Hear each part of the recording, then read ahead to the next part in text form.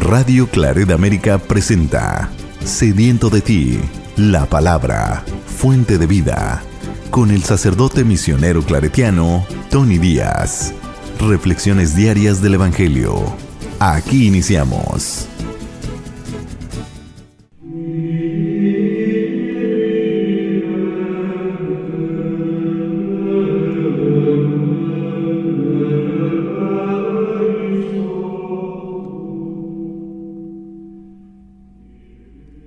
Bienvenidos hermanos a nuestras reflexiones bíblicas de las lecturas del día. Hoy es miércoles de la tercera semana de Adviento, Hoy celebramos la memoria de San Juan de la Cruz, presbítero y doctor de la Iglesia. La primera lectura de hoy viene del profeta Isaías, capítulo 45, versículos 6 al 8, 18 y 21 al 25. Yo soy el Señor y no hay otro. Yo soy el artífice de la luz y el creador de las tinieblas, el autor de la felicidad y el hacedor de la desgracia. Yo, el Señor, hago todo esto. Dejen cielos caer su rocío y que las nubes lluevan la justicia. Que la tierra se abra y haga germinar la salvación y que brote juntamente la justicia. Yo, el Señor, he creado todo esto. Esto dice el Señor, el que creó los cielos, el mismo Dios que plasmó y consolidó la tierra. Él no la hizo para que quedara vacía, sino para que fuera habitada. Yo soy el Señor y no hay otro. ¿Quién fue el que anunció desde antiguo? ¿Quién lo predijo entonces? ¿No fui yo, el Señor? Fuera de mí no hay otro Dios. Soy un Dios justo y salvador, y no hay otro fuera de mí. Vuélvanse a mí y serán salvados, pueblos todos de la tierra, porque yo soy Dios y no hay otro. Lo juro por mí mismo, de mi boca sale la verdad, las palabras irrevocables. Ante mí se doblará toda rodilla, y por mí jurará toda lengua diciendo: solo el Señor es justo y poderoso. A él se volverán avergonzados todos los que lo combatían con rabia.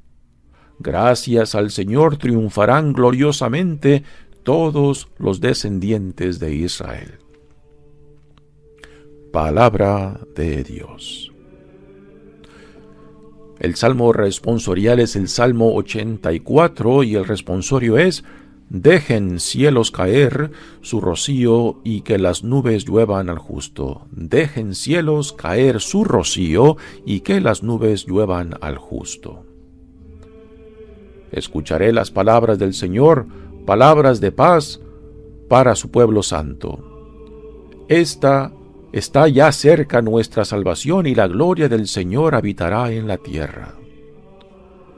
Dejen cielos caer su rocío y que las nubes lluevan al justo. La misericordia y la verdad se encuentran, la justicia y la paz se besaron. La fidelidad brotó en la tierra y la justicia vino del cielo. Dejen cielos caer su rocío y que las nubes lluevan al justo. Cuando el Señor nos muestre su bondad, nuestra tierra producirá su fruto. La justicia le abrirá camino al Señor e irá siguiendo sus pisadas. Dejen cielos caer su rocío y que las nubes lluevan al justo. El Evangelio de hoy viene de Lucas capítulo 7 versículos 19 al 23.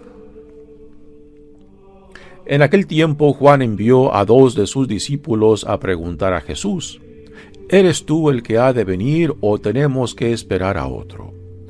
Cuando llegaron a donde estaba Jesús, le dijeron: Juan el Bautista nos ha mandado a preguntarte si eres tú el que ha de venir o tenemos que esperar a otro. En aquel momento, Jesús curó a muchos de varias enfermedades y dolencias y de espíritus malignos, y a muchos ciegos les concedió la vista. Después contestó a los enviados: Vayan a contarle a Juan lo que han visto y oído.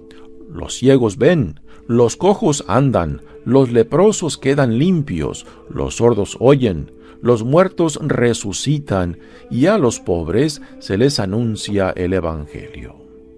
Dichoso el que no se escandalice de mí. Palabra del Señor. Muy bien, demos comienzo a nuestra reflexión de las lecturas de hoy, pero antes de entrar a las lecturas propias, digamos algo acerca de San Juan de la Cruz, memoria de quien celebramos hoy en día. San Juan de la Cruz es uno de los grandes de la mística de nuestra Iglesia Católica.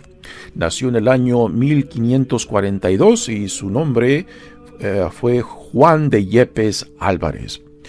Venía de familia de la nobleza, pero a causa de que se casó con una mujer inferior a él socialmente, pues la familia le negó la herencia y a causa de esto, pues fue pobre su familia. Ingresó con los carmelitas, pero a escasamente 10 años de ser parte de la comunidad carmelita, pues estaba muy desilusionado y tenía pensado ingresar a la comunidad monástica de los Cartujos.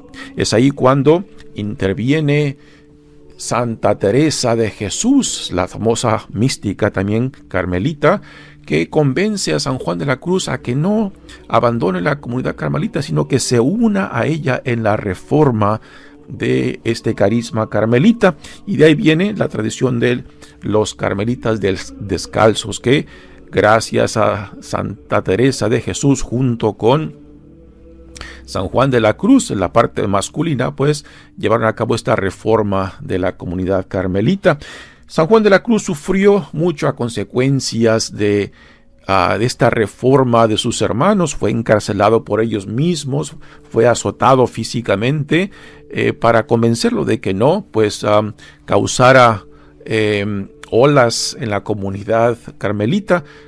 Y a pesar de lo mucho que sufrió, pues él no terminó amargado y resentido con su comunidad. Todo lo contrario, lo ayudó a entrar a este caminar místico. Fue durante su encarcelamiento cuando él escribe gran parte de su poesía, que hoy es tan conocida. El canto místico fue uno de estos poemas que él escribió durante su encarcelamiento. Pues gracias le damos a Dios por este testimonio, por esta vida de San Juan de la Cruz, nuevamente uno de los grandes de la mística católica. Muy bien, damos comienzo a nuestra reflexión de las lecturas de hoy, y la primera lectura es una lectura muy interesante porque es un oráculo o palabras o mensaje que Dios dirige a Ciro.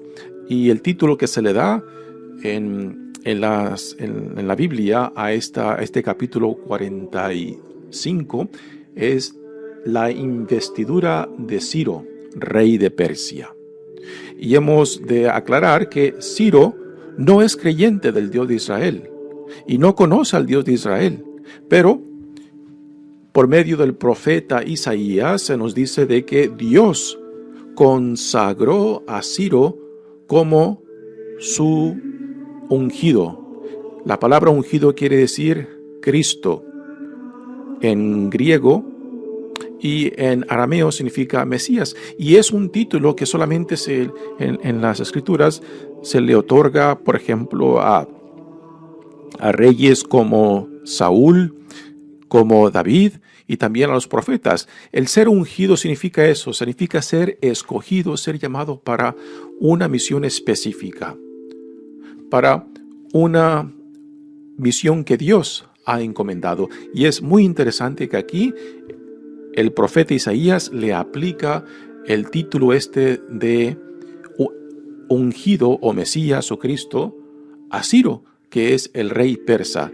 Ciro acaba de dominar al imperio de Babilonia y ahora empezará a dar libertad no solamente al pueblo israelita que se encuentra exiliado en Babilonia, sino también a otros pueblos también que fueron conquistados por los babilonios y llevados al exilio.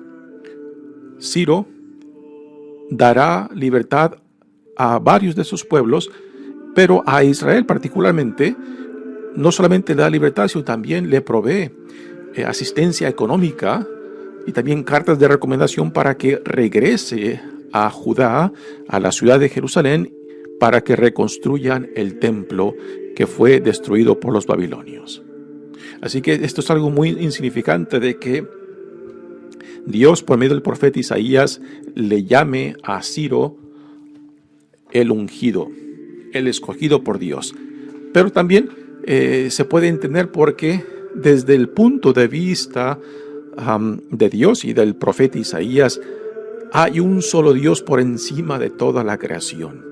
Y este es el Dios supremo por encima de todos los otros dioses. Y este es el mensaje que nos deja en esta lectura, en la cual Dios le dice al rey Ciro. Dice, yo soy el Señor y no hay otro. Yo soy el artífice de la luz y el creador de las tinieblas, el autor de la felicidad y el hacedor de la desgracia. Yo, el Señor, hago todo esto. Son palabras impresionantes para culturas que tenían una diversidad de dioses, dioses del cielo, dioses del agua, dioses del cultivo, dioses de la cosecha, dioses de lo bueno y dioses de lo malo. Y aquí Dios se autodefine, se identifica como el Dios que está por encima de todo, como el único creador, aquel que hace y deshace, aquel que determina el principio y el fin de todo cuanto existe, ¿no? Es así como Dios se autodefine por medio de estas palabras del profeta Isaías a Ciro, rey de los persas. Dice, dejen cielos caer su rocío y que las nubes lluevan la justicia, que la tierra se abra y haga germinar la salvación y que brote juntamente la justicia. Yo, el Señor, he creado todo esto. Así que no solamente es el creador de la naturaleza, de todo cuanto existe en el cielo, en la tierra, en el mar, pero también es el creador y promotor de la justicia y de la salvación, ¿no? Esto dice el Señor, continúa, el que creó los cielos, el mismo Dios que plasmó y consolidó la tierra. Él no la hizo para que quedara vacía, sino para que fuera habitada. Yo soy el Señor y no hay otro. ¿Quién fue el que anunció esto desde antiguo? ¿Quién lo predijo entonces? ¿No fui yo, el Señor? Y estas palabras para los oídos también del pueblo de Israel que se encuentra en el exilio es un recordatorio también de la alianza que Dios ha hecho con su pueblo y también un recordatorio de las infidelidades del pueblo de Israel que se ha ido tras otros dioses, que ha buscado apoyo, que ha buscado refugio en otros dioses. Y aquí Dios le recuerda por medio de este mensaje al rey Ciro de que Él es el único Dios y que por tanto no hay otros dioses que se igualen o que estén por encima de Él. Fuera de mí no hay otro Dios, dice. Soy un Dios justo y salvador y no hay otro fuera de mí. Aquí el concepto del monoteísmo está claramente definido. Cuando otras culturas tenían una diversidad de ídolos, de dioses, pues aquí solamente el profeta Isaías nos dice, hay un solo Dios, que es creador, que es el que crea, que es el sustenta, que es el que llama. Ahora viene el llamado a la fidelidad, a la alianza, a la intimidad y confianza con este Dios. Dice, vuélvanse a mí y serán salvados, pueblos todos de la tierra. Aquí es una visión universal, un llamado para todos los pueblos y no exclusivamente para el pueblo de Israel. Y esto es muy significante, ¿no? Que cuando queremos tomar posesión de Dios y queremos pretender que solamente es nuestro Dios, aquí en el profeta Isaías, pues se rompe esta ilusión, este molde, ¿no? De que solamente Dios es nuestro Dios. Dios es Dios de toda la creación, de todas las naciones, de todos los pueblos. porque yo soy Dios y no hay otro. Lo juro por mí mismo. De mi boca sale la verdad, las palabras irrevocables. Y ahora viene estas palabras acerca del plan de Dios de llamar a todas las naciones. Esta fue la misión que desde el principio el pueblo de Israel recibió, de que por medio de Israel Dios fuera atrayendo, por medio de la vida, por medio del testimonio del pueblo de Israel, a otras naciones para que también reconocieran al único Dios. Y esta hoy en día es nuestra misma misión, de que por medio de nuestras vidas, de nuestro testimonio, de nuestra fe, también otros logren percibir y logren reconocer a este Dios. Y esto nos plantea la pregunta, ¿no? ¿Cuál es el testimonio que damos de nuestro Dios? ¿Cuál es el testimonio que damos de nuestra fe? ¿Somos atractivos para otros? De que otros nos vean y nos digan, ¿qué hay en esta gente? ¿Qué hay en esta familia? ¿Qué hay en esta persona? ¿Qué hay en esta religión? En estas comunidades cristianas que manifiestan una experiencia de Dios que nos atrae, que nos inquieta, que nos dice, aquí hay algo para mí, ¿no? ¿Es esto lo que nosotros manifestamos para otros? ¿Es esto lo que otros desde fuera ven? ¿O ven rechazo? ¿O ven exclusividad o rechazo de otros que no sean como ellos? Es una pregunta muy interesante que tenemos que hacer nosotros, ¿no? ¿Qué es lo que proyectamos hacia afuera? ¿Cómo nos ven otros? Si verdaderamente somos luz de Dios, si somos la sal del mundo, si atraemos a otros o repelamos a otros. Continúa la lectura diciendo, ante mí se doblará toda rodilla y por mí jurará toda lengua diciendo, solo el Señor es justo y poderoso. ¿Y cómo llegará a decir toda lengua, toda nación, todo pueblo, que solo el Señor es justo y poderoso? Por medio del testimonio que nosotros, los que profesamos esta fe en Dios, los que profesamos nuestra fe en Jesucristo, pues entonces, por medio de nuestro testimonio y forma de vida, cómo nos relacionamos, cómo tratamos a otros, es según el testimonio que daremos de Dios. Y si no es este el testimonio que damos, entonces quizás somos obstáculos, somos piedras de tropiezo para otros, lo cual sería una gran tristeza, que por medio de nuestra vida de fe demos un testimonio que aleje, que repele a otros de Dios mismo. A él se volverán, dice, avergonzados todos los que lo combatían con rabia. Gracias al Señor triunfarán gloriosamente todos los descendientes de Israel. ¿Y qué entendemos por triunfo aquí? Para muchos quizás lo entiendan como adquisición de poder, adquisición de posesiones, de que todo marche bien, ¿no? ¿Es este el sentido de triunfo que Jesús nos modela? Porque ante los ojos del mundo, Jesús y su vida fue un fracaso terrible, ¿no? Terminar crucificado, morir como un criminal de los peores, crucificado en una cruz. Pero para que los que lo vemos con ojos de fe, vemos en el crucificado nuestra propia salvación.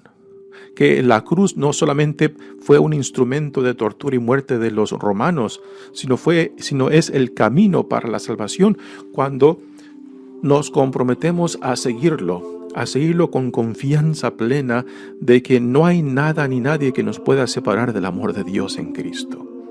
Estas palabras que Dios le dirige al rey Ciro le dan a ver a Ciro, ¿no? De que no puede pensar o creer de que todo lo que él ha hecho al conquistar el imperio de Babilonia fue por su propio esfuerzo, fue por su propia estrategia o por su propio poder. Fue Dios quien escogió a Ciro, quien lo consagró para que fuera su ungido, ¿no?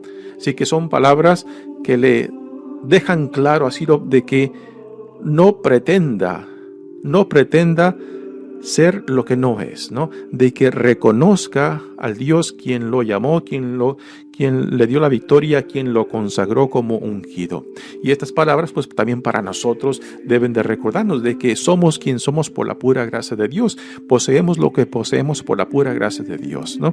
Y que, por tanto, es a Dios a quien hemos de dar gloria, alabar y de nunca pensar de que por nuestros propios esfuerzos somos lo que somos, tenemos lo que tenemos, ¿no?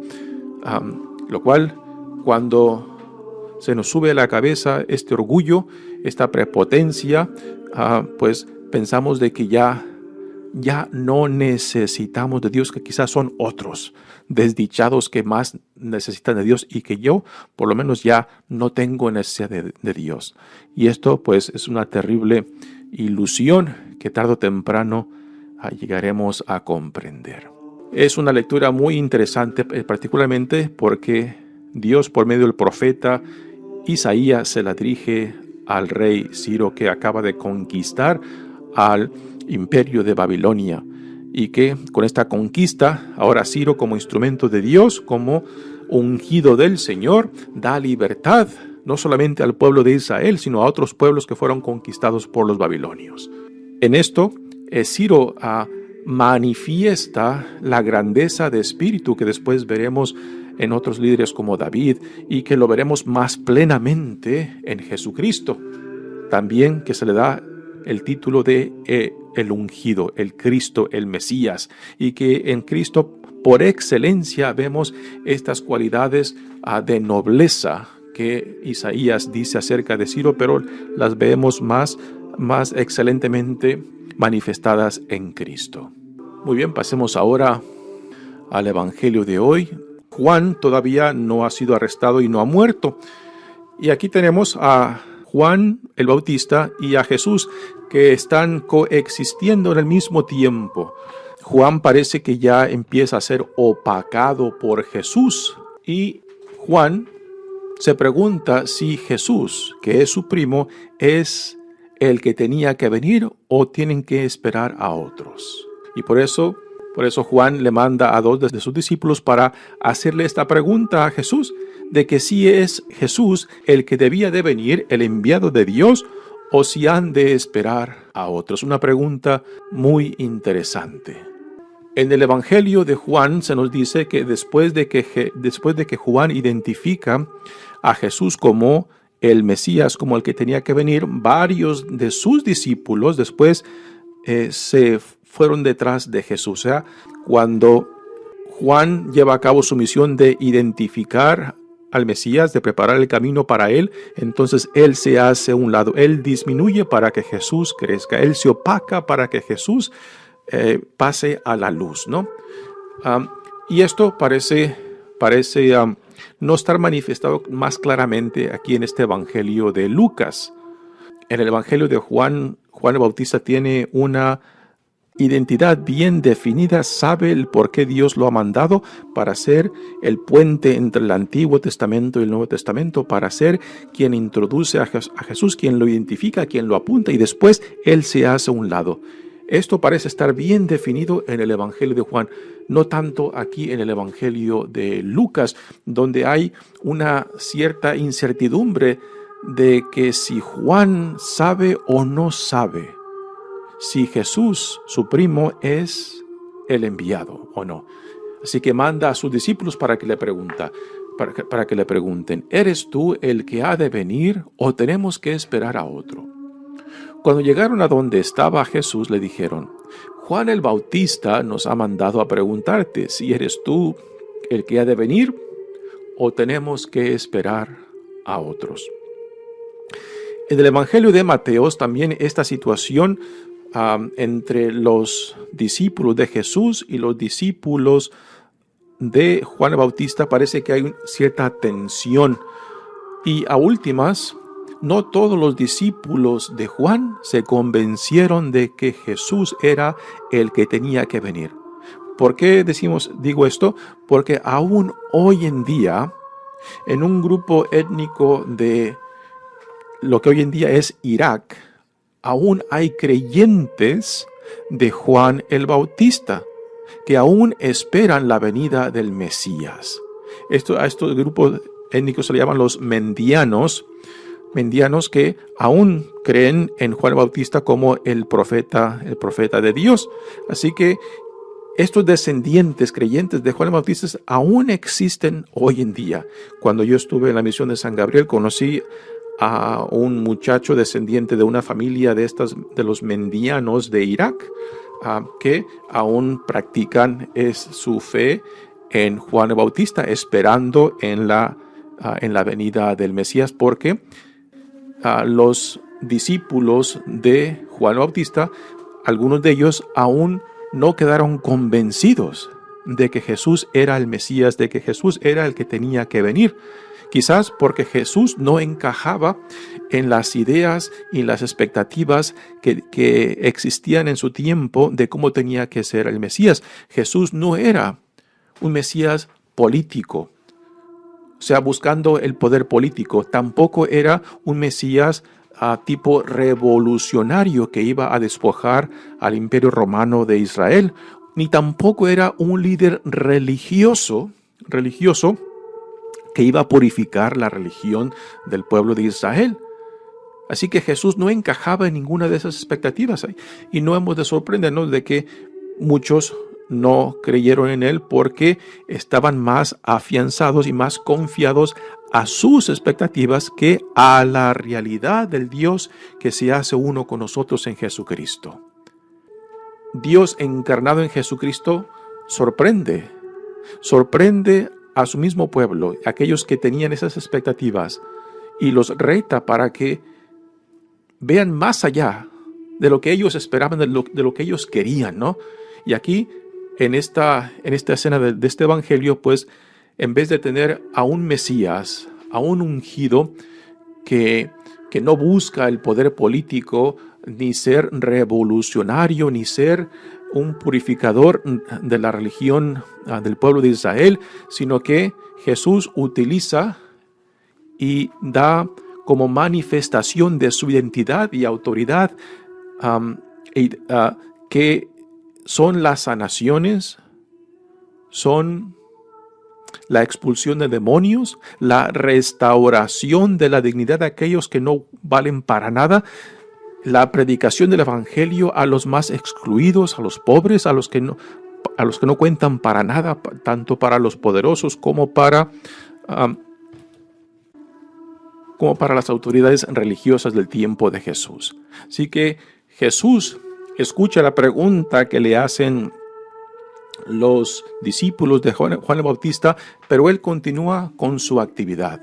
En aquel momento Jesús curó a muchos de varias enfermedades y dolencias y de espíritus malignos, y a muchos ciegos les concedió la vista. Después contestó a los enviados: vayan a contarle a Juan lo que han visto y oído. Los ciegos ven, los cojos andan, los leprosos quedan limpios y los sordos oyen, los muertos resucitan y a los pobres se les anuncia el evangelio. Aquí Jesús prácticamente está apuntando a la profecía de Isaías que tenemos en el capítulo 61, que después él mismo en el evangelio de Lucas cita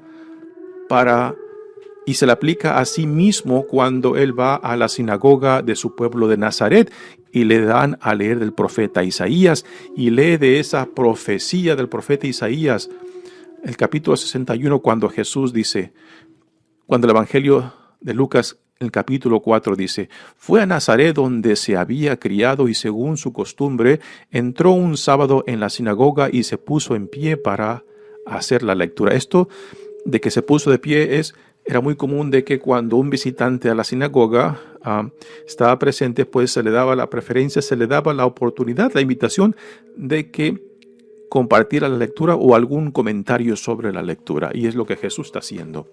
Le entregaron el libro del profeta Isaías, lo abrió y encontró el texto que dice: el Espíritu del Señor está sobre mí, porque Él me ha ungido. Dios lo ha ungido, lo ha escogido, lo ha llamado para una misión específica, para que dé la buena noticia a los pobres. Aquí es algo que Jesús menciona en este evangelio de hoy. Me ha enviado a anunciar la libertad a los cautivos y la vista a los ciegos, para poner en libertad a los oprimidos, para proclamar el año de gracia del Señor. Así que Jesús toma esta profecía de profeta Isaías y se la aplica a sí mismo. Y con estas palabras que Jesús le dice a los discípulos de Juan, pues prácticamente le dicen, pues vean al profeta Isaías lo que él dijo sobre el que tenía que venir, y ustedes ya han visto, han escuchado, son testigos de lo que yo estoy haciendo. Le doy la vista a los ciegos, los oídos, los sordos oyen, los ciegos ven, los cojos andan, los leprosos quedan limpios, los sordos oyen, los muertos resucitan y los pobres se les anuncia el evangelio. Así que son palabras que Jesús toma directamente del profeta Isaías como una prueba, una confirmación de que Él es el Mesías, que Él es el que tenía que venir. Jesús no tiene que decir, sí, yo soy, sino que le dice a los discípulos de Juan, ustedes mismos vean, ustedes mismos han escuchado, ustedes mismos son testigos de lo que Dios en mí está haciendo, está llevando a cabo, ¿no? Así que Jesús no tiene que darse esa identificación a sí mismo, sino que sus hechos testifican y confirman quién es Él. Y las palabras que cierran este evangelio es, dichoso el que no se escandalice de mí. Pues parece que algunos de los discípulos de Juan sí se escandalizaron, particularmente cuando vieron cómo Jesús muere, crucificado como un criminal, y que quizás eso que vieron después en Jesús los hizo reconsiderar si de verdad Jesús era el que tenía que venir. Y que quizás por eso aún hoy en día tenemos a estos descendientes de los mendianos de este grupo étnico de Irak, que aún hoy en día son discípulos, seguidores de Juan Bautista en espera del Mesías. Bueno, y para nosotros, ¿qué hemos de tomar de este evangelio de hoy? Pues el mensaje que hemos de tomar nosotros también es de no escandalizarnos en Jesús, de que Él en su vida no buscó ni poder político, ni poder de ser un revolucionario o un líder religioso, sino alguien que estaba íntimamente conectado e identificado con los más vulnerables, con los más pobres, con aquellos que no contaban para nada para el mundo. Y es ahí donde Jesús hace presencia y desde ahí proclama el evangelio. Así que la pregunta para nosotros es, ¿dónde nosotros estamos parados? ¿Con quién estamos en solidaridad? Y esto no es para escoger partidos, es de que desde ese punto de vista damos testimonio de quiénes somos. Jesús, Dios encarnado, optó por tomar esa postura de estar entre los más vulnerables, entre los más pobres, entre los más que no contaban para nada para el mundo, y desde ahí proclama el reino de Dios. Y como discípulos de Jesús, pues entonces también hemos de imitarlo en esto. Mi nombre es Padre Tony Díaz, misionero claretiano. Que Dios los bendiga. Radio Claret América presentó Sediento de ti, la palabra. Fuente de vida. Sus comentarios son importantes. Contáctenos en radioclaretamerica@gmail.com.